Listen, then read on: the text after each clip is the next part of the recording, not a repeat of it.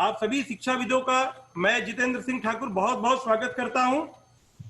ये जो शिक्षा नीति का जो अंतिम प्रारूप हम सबके समक्ष अभी आया है, उसको प्रथम दृष्टया देखने पर तो यही लगता है कि भारत सरकार विश्व के मंच पर हमारे भारतीय नौनिहालों को, नौजवानों को भविष्य में एक पंक्ति में समान रूप से खड़ा करने के उद्देश्य से शिक्षा नीति का उन्होंने पुनर्रचना की है।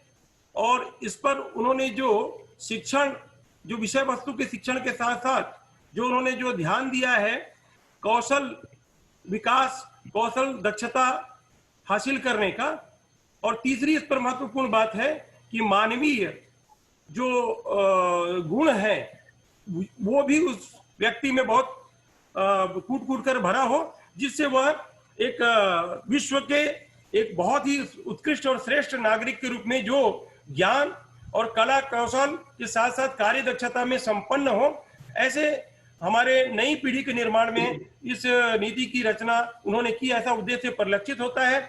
आइए हम सब एक स्लाइड के माध्यम से इसके विभिन्न जो 1 से लेकर के 8 भाग के जो कुछ बिंदु हैं उस पर नजर डालें और इसके उद्देश्यों पर भी हम थोड़ा सा एक दृष्टि डालें। फिर इस चर्चा पर एक एक करके आप सबके विचार लेंगे। राष्ट्रीय शिक्षा नीति 2020 उद्देश्य है गुणवत्तापूर्ण शिक्षा जो विद्यार्थियों के लिए मनोरंजक, खेल खेल में ज्ञान प्राप्त कराने वाली व कौशल विकास प्रतिभा से युक्त तथा उच्च नैतिक मानवीय मूल्यों को जीवन में स्थापित कराने वाली होनी चाहिए। भाग 1 में प्रारंभिक बाल्यावस्था देखभाल और शिक्षा पर यह बताया गया है कि लचीली, बहुआयामी, बहुस्तरीय, खेल आधारित, गतिविधि आधारित, खोज आधारित होगी। एनसीईआरटी द्वारा 3 से 8 वर्ष के सभी बालकों के लिए एक उत्कृष्ट पाठ्यक्रम और शैक्षणिक ढांचा तैयार किया जाएगा। सभी विद्यालय शिक्षण में प्रशिक्षित शिक्षकों की भर्ती करेंगे। ई शिक्षकों का जो शुरुआती कैडर है वह 10.2 योग्यता वाले शिक्षकों को एनसीईआरटी द्वारा विकसित शिक्षण फ्रेमवर्क के अनुसार 6 महीने का प्रशिक्षण प्रमाण पत्र के साथ तैयार करके दिया जाएगा। इससे कम योग्यता वाले शिक्षकों को और आंगनबाड़ी कार्यकर्ताओं को 1 साल का प्रशिक्षण दिया जाएगा।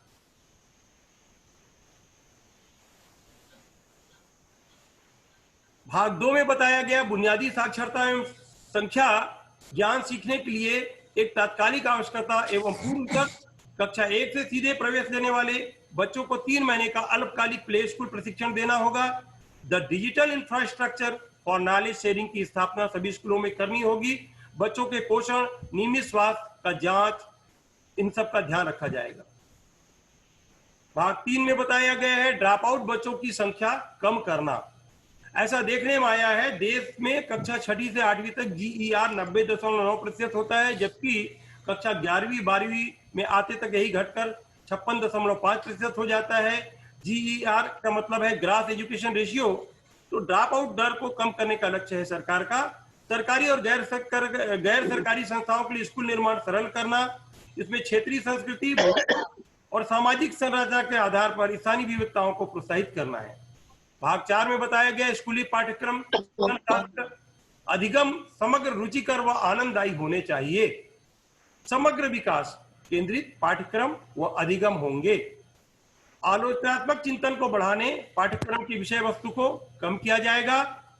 प्रायोगिक अधिगम को बढ़ाया जाएगा जिसमें करके सीखने की प्रोत्साहन दिया जाएगा। कला समन्वित शिक्षण को कक्षा प्रक्रियाओं में स्थान दिया जाएगा। खेल समन्वय अधिगम कक्षा के दौरान होगा ताकि छात्रों को फिटनेस को एक आजीवन दृष्टिकोण के रूप में अपनाने के साथ जीवन कौशल प्राप्त करने में मदद मिलेगा। ये फिट इंडिया मूवमेंट को आगे बढ़ाने का कार्यक्रम है। कोर्स चुनाव के विकल्पों में लचीलापन होगा। शारीरिक शिक्षा, कला और शिल्प तथा व्यावसायिक विषय शामिल होंगे।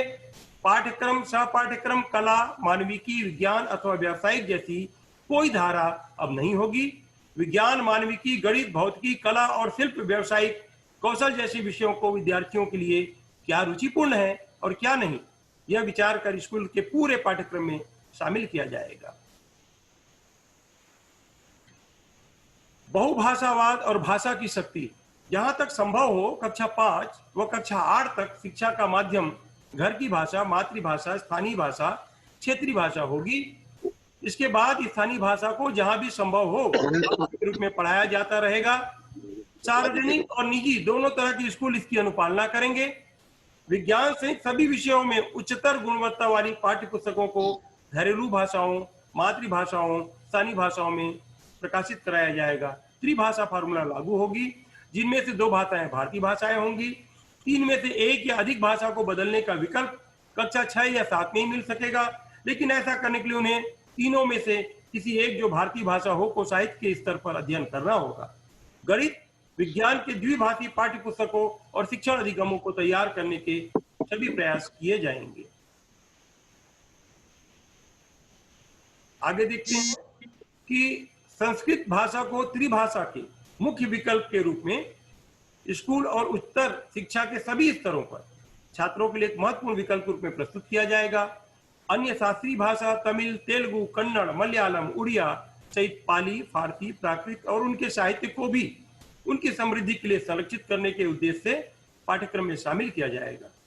अंग्रेजी व अन्य विदेशी भाषाएं जैसे कोरियाई, जापानी, थाई, फ्रेंच, जर्मन, स्पेनिश, पुर्तगाली और रूसी माध्यमिक स्तर पर व्यापक रूप से अध्ययन हेतु उपलब्ध करवाई जाएगी। अनिवार्य विषयों, कौशलों और क्षमताओं का शिक्षाक्रमी एकीकरण, इसके अंतर्गत उत्पादक व्यक्ति बनाने, भाषा प्रवीणता के साथ विभिन्न कौशलों में दक्षता प्रदान करना। राष्ट्रीय पाठ्यचर्या की रूपरेखा एनसीईआरटी द्वारा 2021-22 तक तैयार किया जाएगा, जिसमें स्थानीय विषय वस्तु का आस्वाद होगा। विद्यार्थियों के आकलन में आमूलचूल परिवर्तन होंगे। भाग 5 में बताया गया शिक्षक भर्ती और पदस्थापन। इसमें ग्रामीण क्षेत्र के उत्कृष्ट विद्यार्थी शिक्षण के पेशे में प्रवेश कर पाए, इस हेतु 4 वर्षीय एकीकृत बीएड कार्यक्रम मेरिट बेसिक छात्रवृत्ति देश भर में चलेगा। भाग 6 समतामूलक समावेशी शिक्षा सभी के लिए अधिगम, शिक्षा सबको समान रूप से उपलब्ध हो।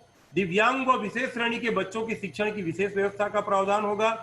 किसी भी रूप से वंचित समूह जैसे पिछड़े वर्ग, अनुसूचित जाति, जनजाति, बालिका, थर्ड जेंडर, अल्पसंख्यक, दिव्यांग इत्यादि सभी जनों को शिक्षा हेतु प्रोत्साहित करना और सेकेंडरी स्तर तक 100% के लक्ष्य को प्राप्त करना। भाग 7 में बताया गया स्कूल कॉम्प्लेक्स व क्लस्टर के माध्यम से कुशल संसाधन व प्रभावी गवर्नेंस, कम दर संख्या वाले सरकारी स्कूलों को समेकित करने का विकल्प होगा। निजी और सार्वजनिक स्कूलों सहित सभी स्कूलों के बीच परस्पर सहयोग, सकारात्मक तालमेल बढ़ाने के लिए देश भर में एक निजी और एक सार्वजनिक विद्यालय परस्पर सम्मत किया जाएगा, जिससे स्कूल एक दूसरे से सीख सकें और संभव हो तो एक दूसरे का संसाधन का इस्तेमाल कर सकें। ये हम भाग 8 में पहुंच गए। स्कूल शिक्षा के लिए मानक निर्धारण और प्रमाणन।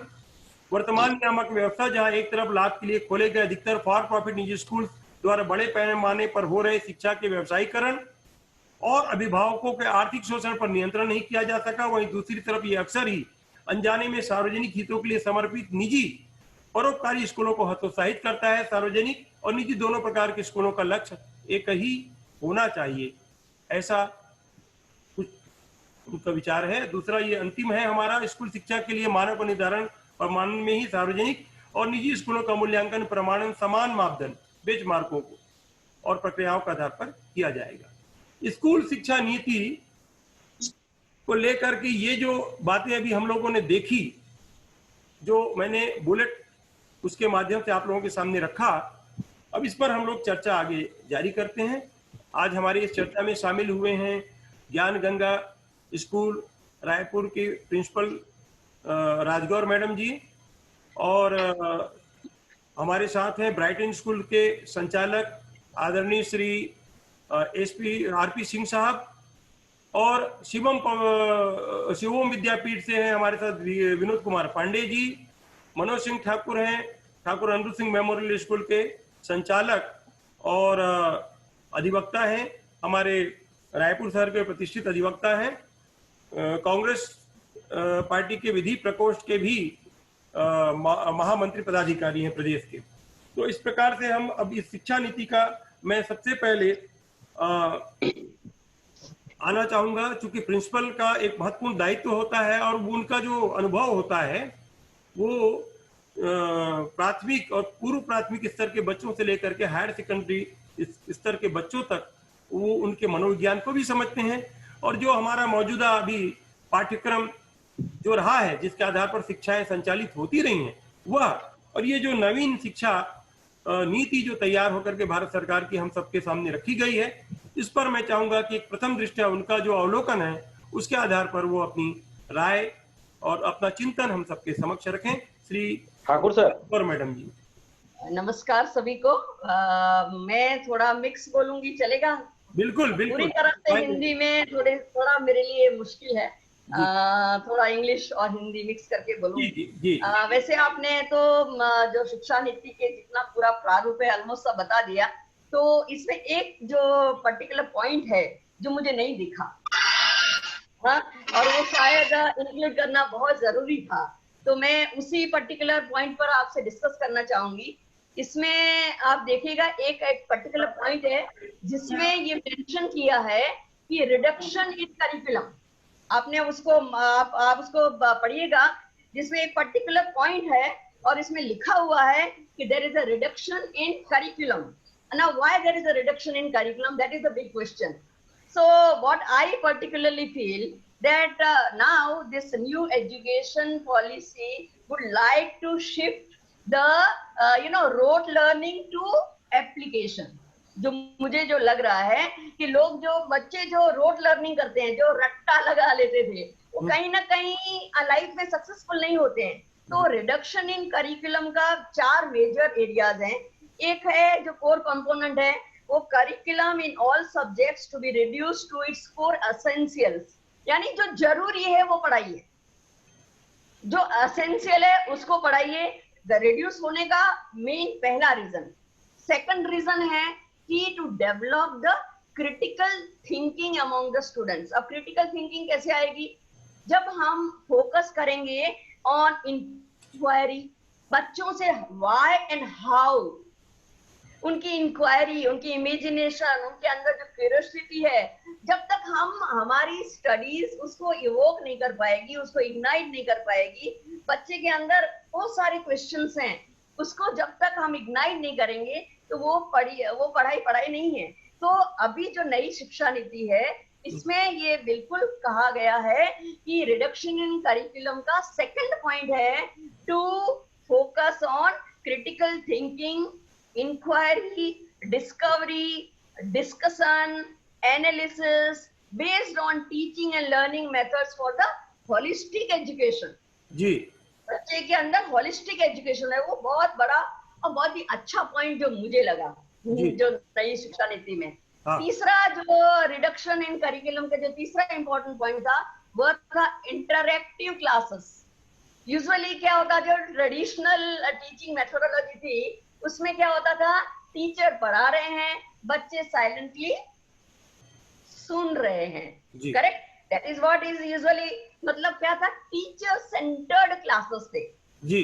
अब न्यू एजुकेशन पॉलिसी में अब हमारा ये रिप्लेसमेंट हो गया जी स्टूडेंट सेंटर्ड क्लासेस। बहुत बड़ा बदलाव है। इसमें क्या होगा, interactive teaching with reduced dependency on text book learning and questions from the students will be promoted. तो ये बहुत बड़ा और बहुत इंपॉर्टेंट पॉइंट है। और चौथा जो मेजर पॉइंट था वो है एक्सपीरियंशियल लर्निंग जी। तो ये क्या है, इसमें फन, फिर आपकी क्रिएटिव कोलैबोरेशन, फिर आपकी एक्सप्लोरेटरी एक्टिविटी क्लासेस में, फिर आपकी एक्सपीरियंशियल लर्निंग। एक्सपीरियंशियल लर्निंग यानी कि जब बच्चा कोई कॉन्सेप्ट को एक्सपीरियंस करता है जी, कभी भूलता नहीं है।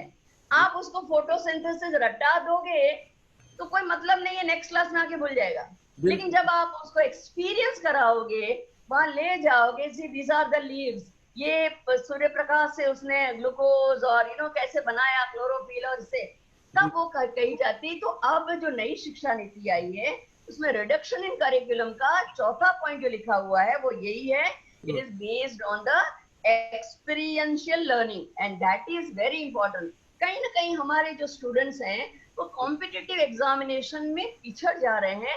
उसका मेजर रीजन जो मुझे लग रहा है वो यही है कि हमारे बच्चे रोट लर्निंग ज्यादा करते हैं, लेकिन हमारे बच्चों का लॉजिकल रीजनिंग, उनका जो एप्लीकेशन है, उनका जो क्रिटिकल थिंकिंग है, वो कहीं ना कहीं उतना डेवलप नहीं हो पा रहा है जितना कि बाहर के देशों में होता है। तो ये बहुत ही इम्पोर्टेंट एरिया है जो आपकी तो ऑलमोस्ट आपने सभी पॉइंट कवर कर ही लिए थे, लेकिन ये मुझे लगा कि ये जरूर हमें शेयर करना था, तो मैंने वही आपको जी। बताया कि रिडक्शन इन हमारी करिकुलम। हमारी पिछले समय जब हमारी चर्चा हुई थी इसी प्लेटफॉर्म पे, तभी इन सब बातों पे हम लोगों ने कहा था, क्योंकि एक बहुत बड़ा ये एक पाठ्यक्रम का है विषय वस्तु, इसमें सब चीजों को बुलेट में हम कवर नहीं कर सकते, जब उसका बुलेट बिंदु शो करते हैं तो इस पर बातें हुई। ये जो आपने कहा कि तार्किक शिक्षा जो है, विश्लेषणात्मक शिक्षा और अनुभव के आधार पर खेल खेल में जो सीखने की प्रवृत्ति है, वो केवल प्रारंभिक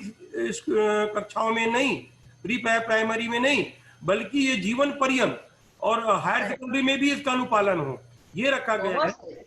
और दूसरी एक बात महत्वपूर्ण है मैडम इसमें कि केंद्र जो एनसीईआरटी जो हमारा जो सीबीएसई के स्कूल और राज्यों के स्कूल, अब इसकी शिक्षा प्रणाली में एक रूपता होगी, अलग अलग नहीं होगा। दूसरी एक बात जो महत्वपूर्ण लगती है कि बहुभाषावाद के साथ साथ जो वो एक भाषा पर तो फोकस होगा ही होगा, एक ना कोई भाषा तो महत्वपूर्ण होगी, लेकिन क्षेत्रीय संस्कृति भी, उसका भी आस्वाद बना रहे।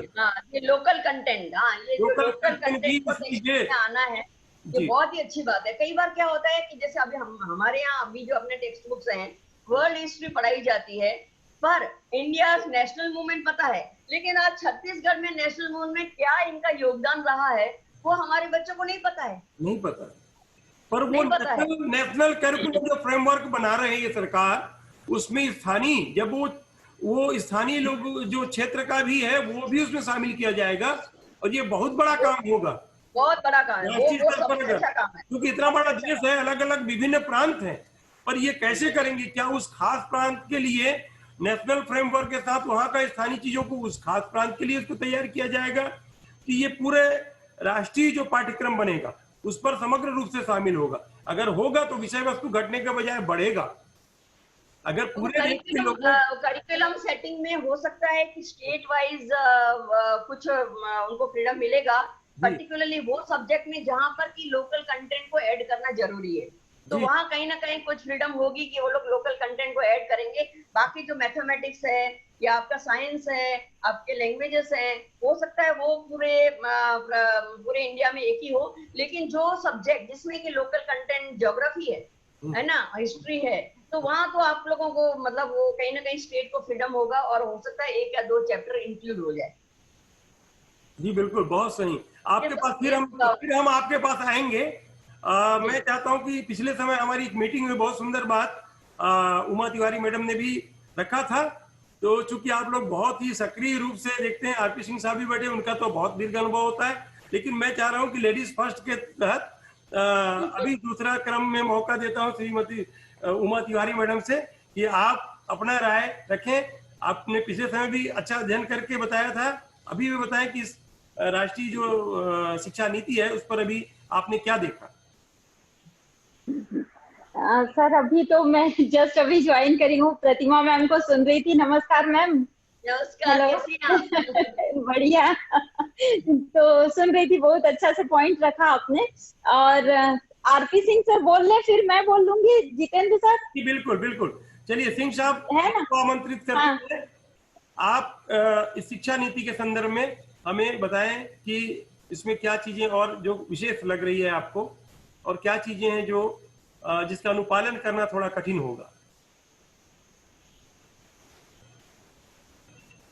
आपका वो वीडियो ऑडियो ऑन नहीं है सर, ऑडियो ऑन कर लें, ऑडियो ऑन कर लें सिंह साहब।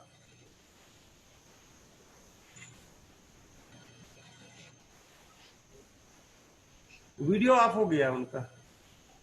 ऑफ हो गया है? नहीं उनका थोड़ा टेक्निकल दिक्कत आई है लगता है। अच्छा, तो सर मैं ये बोल रही थी कि देखिए सर आ गए हैं सिंह साहब, बोलना चाह रहे सिंह साहब, आप ये ऑडियो को चालू करें। ऑडियो बंद है, आपका ऑडियो आवाज नहीं आ रही है।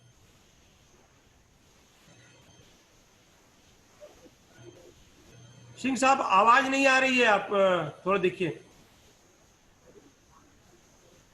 चलिए आप ऑडियो ऑन करें, तब तक उमा तिवारी मैडम उमा तिवारी मैडम, आप ही यादें। सर जैसे जैसे एक चीज तो मैं ये भी बोलना चाह रही थी कि अगर हम इसको कंटिन्यूअस रख रहे हैं अपने मीटिंग को, तो हम एक एक पॉइंट दे देते कि मीन्स इस पर्टिकुलर टॉपिक पर हम सब लोग चर्चा करेंगे या सब लोग अपना व्यू रखेंगे करके, क्योंकि शिक्षा नीति तो बहुत बड़ी है और हमारे 10 पॉइंट है, 1 to 10 पॉइंट स्कूल एजुकेशन के लिए है, तो उसमें से हम फर्स्ट पॉइंट को, सेकेंड पॉइंट को ऐसा हम फोकस कर सकते हैं।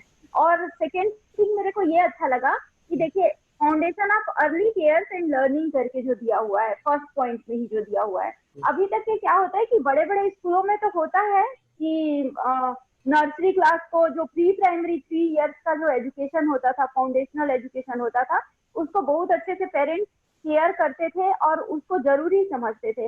बट वहीं जब हम रूरल एरिया पर देखते हैं तो जो अर्ली एजुकेशन होता है, जो सबसे इम्पोर्टेंट होता है एक बच्चे के लाइफ में, उसको वो लोग इग्नोर करते थे। तो उसको अगर फाउंडेशनल कोर्स पर जोड़ लिया गया है जैसे ये शिक्षा नीति में, तो ये जरूर उसका बेनिफिट मिलेगा।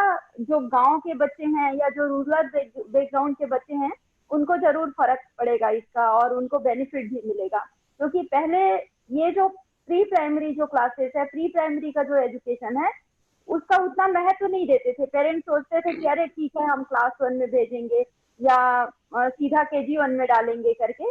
तो नर्सरी का जो फाउंडेशनल एजुकेशन है, जो प्राइमरी प्री प्राइमरी का फर्स्ट जो स्कूलिंग होता था, उसको उतना वैल्यू नहीं दिया जाता था, तो उसको जोड़ा है तो वो काफी अच्छा लगा मुझे। बल्कि प्रारंभिक बाल्यावस्था देखभाल और शिक्षा पर सरकार ने ये जो अभी उन्होंने पहले ही लिखा है 1.1 पॉइंट में जी, बच्चों के मस्तिष्क का 85% विकास 6 वर्ष की अवस्था से पूर्व हो जाता है, हो जाता है, बिल्कुल, हमारे माइंड का है।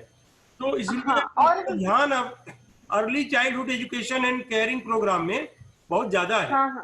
और बहुत ज्यादा है, ये आप सही और ये भी एक असमानता सी है निजी स्कूल और शासकीय स्कूलों में, क्योंकि अधिकतर शासकीय स्कूल जो है वो कक्षा 1 से प्रारंभ हो रही थी और निजी स्कूल में भी सारे बच्चे जो है, पूरे देश के बच्चे तो उसमें प्रवेश लेते नहीं थे। तो 20 से 30% बच्चे ही जो निजी स्कूलों में पढ़ते हैं, 75% या 70% जो बच्चे हैं, 70% वो तो शासकीय स्कूलों में पढ़ते हैं, वो वंचित रह जाते थे और आगे भी एजुकेशन में एक अंतर आता था उनमें। और जैसे आंगनबाड़ी में अगर जा भी रहे हैं बच्चे, तो वो बस इस तरीके से सोचते थे कि वो खेलने जा रहे हैं या मतलब खाने जा रहे हैं, इस तरीके से। तो लेकिन अर्ली चाइल्डहुड, ये जो 5 ईयर का फाउंडेशनल मतलब 5 जो क्लासेस हैं 3 to 8 ईयर का, इसको सरकार ने फोकस किया है। इसका जरूर बहुत बेनिफिट मिलेगा, क्योंकि हम अपने आसपास भी देखते हैं कि जो 2 ईयर्स का बच्चा रहता है, 2 to 5 ईयर तक की, उसकी लर्निंग कैपेसिटी बहुत हाई रहता है, मतलब बहुत जल्दी मेमोराइज कर लेता है, कोई भी चीज को बहुत जल्दी लर्न कर लेता है। तो ये सबसे अच्छा एक पॉइंट लगा मुझे और बहुत अच्छा लगा। इसका जरूर हमारे भारत के बच्चों को उसका बेनिफिट मिलेगा। जी जी, केवल खाना पूर्ति के लिए ना हो, अभी तक सरकार का था कि बच्चे स्कूल आए, इसलिए मध्याह्न भोजन की व्यवस्था की गई, फिर सभी बच्चों को समान रूप से उनको पढ़ सके, इसलिए उन्होंने शिक्षा का अधिकार अधिनियम लाया, जिसमें निजी स्कूलों में उन बच्चों को 25% सीट में प्रवेश कराया जाए। लेकिन लगता है कि पिछले 10-12 सालों के बाद भी सरकार को यह समझ में आई बात कि इन सबसे कुछ नहीं होगा, हमें अपने जो खुद की जो संरचनात्मक जो ढांचा है हमारे शासकीय स्कूलों का भी, उसको भी एम्पावर करना पड़ेगा।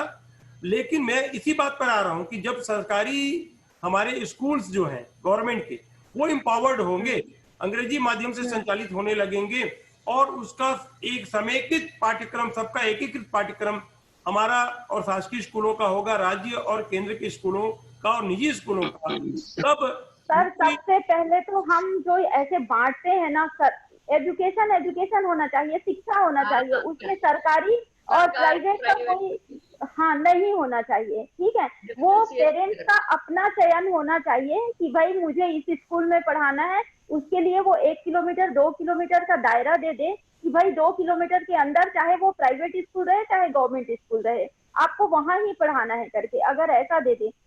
क्योंकि बात ये देखिए, जो सबसे ज्यादा तो किसी के पसंद को बाधित नहीं किया जा सकता। जो सक्षम समर्थ हैं वो तो 20-20 किलोमीटर दूर भी बच्चों को भेजते हैं, तो शिक्षा के अधिकार में 3 से 4 किलोमीटर के दायरे के बच्चों को अच्छे से अच्छा हाँ। उसके क्षेत्र में हो तो उनको प्रवेश देना होगा। यह नियम तो पहले से बना हुआ है। आइए हम ये जानना चाह रहे हैं, आपके पास फिर आऊंगा उमा तिवारी मैडम।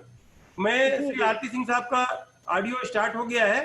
मैं उनसे ये जानना चाहूंगा कि जब ये जो पाठ्यक्रम सभी स्कूलों में 1-2 साल में आने वाले 1-2-3 सालों में जब लागू हो जाएगा और सरकार अगर ऐसा कर पाती है, मैं इस पर अगर शब्द जरूर लगा रहा हूं, क्योंकि शासकीय स्कूलों में ऐसे योग्य शिक्षक जो हो और निष्ठावान शिक्षक वहां पर उपलब्ध हो, चूंकि उनका इंफ्रास्ट्रक्चर तो निजी स्कूलों के से बहुत बड़ा भी होता है, क्योंकि सरकार से बड़ी तो कोई संस्था हमारे विश्व में या हमारे देश में कोई है ही भी नहीं। हम तो निजी संस्थान वाले हैं, छोटे सभी लोग। तो सरकार का इंफ्रास्ट्रक्चर बहुत बड़ा होता है, और अगर वो इस चीज पे, शिक्षा की जो गुणवत्तापूर्ण शिक्षा पे शासकीय स्कूल खरे उतरते हैं, ऐसी स्थिति में निजी स्कूलों पर क्या प्रभाव पड़ने वाला है, ये मैं जानना चाहूंगा। श्री आरपी सिंह साहब, आपका ऑडियो फिर से बंद हो गया है, कृपया ऑडियो ऑन कर लें।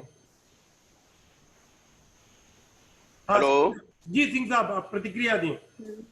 आवाज आ रही है ठाकुर साहब? आ रही है आ रही है, आवाज आ रही है। देखिए ठाकुर साहब, एक तो क्या है, अभी योगेंद्र यादव जी का बहुत बड़ा एक डिस्कशन आया था अभी जी, आपने सुना होगा या सब लोगों ने सुना होगा, नहीं सुना होगा तो मैं सबको भेजूंगा जी। अभी उन्होंने ये बोला है कि अभी 2-3 साल भूल जाइए, क्या प्रोग्राम होगा, कैसे करिकुलम बनेगा, ये अभी बिल्कुल नहीं बनना है। जो इंग्लिश मीडियम स्कूल हैं, जैसे यार रायपुर के अंदर स्कूल हैं, मेरा हुआ, ज्ञान गंगा हुआ, डीपीएस हुआ, अटनेस कोयल हुआ, और ये तमाम स्कूल जो इस लेवल के जो स्कूल हैं, होली हार्ट्स हुआ, ये लोग तो सभी करिकुलम को बना लेंगे, लेकिन जो प्राइवेट, जो इनके जो गवर्नमेंट के स्कूल हैं, वो क्या कर पाएंगे? कुछ भी नहीं कर पाएंगे। प्रोग्राम बिल्कुल फेलियर होगा, और 100% फेलियर होगा। उनके पास क्या है? न क्लासेज हैं, न बिल्डिंग है, न प्लेग्राउंड है, न खेलने का सामान है, क्या क्या लेंगे? और जिस दिन ये पूरा ये क्या कहते हैं करिकुलम को स्टार्ट करने के लिए पूरा इंतजाम कर लेंगे तो सरकार खाली हो जाएगी, खर्चा अधिक है। आप ये मान के चलिए कि अभी ये 2-3 साल ये प्रोग्राम नहीं बनने वाला है। 2-3 साल बिल्कुल ठीक है, हम इस पर क्या कहते हैं चर्चा कर रहे हैं, बहुत अच्छी बात है।